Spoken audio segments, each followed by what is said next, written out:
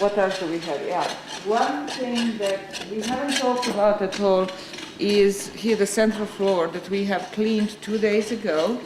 In this one half of the central floor, which is the lower half, that's our floor 14, and we can see that that floor was also plastered with nice white plaster, but still there is a big difference between the plaster on floor 11 to 13, which is this higher up, and the lower one, because the lower plasters are softer, as is the case on the platforms as well.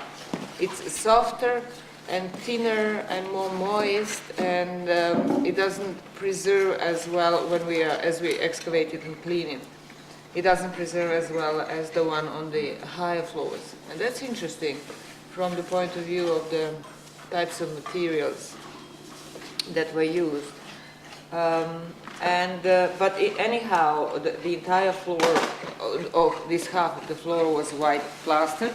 We have a lot of elements, a lot of specks, white specks, which are most likely the salts, which is typical for other floors here as well.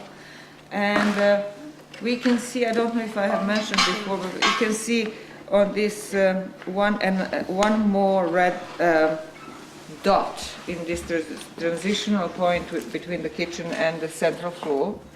So altogether so far we have had 4 of them, 3 of which were all in one line right on the threshold between the kitchen and the central space, and then the 4th one is this one, which is a little more to the north, more in the central floor than on the central floor than in the kitchen. And there seems to be a very intensive moist stain around here, which could indicate a presence of a burial, which could also be somehow in line with the existing burial, with the previously discovered burial here, which was in the center of the house and nearby. And that burial, if this is a burial, could be, it's more towards the north of the building. It's closer to platform 162, where the majority of the burials were, and so forth. So we'll have to investigate that. And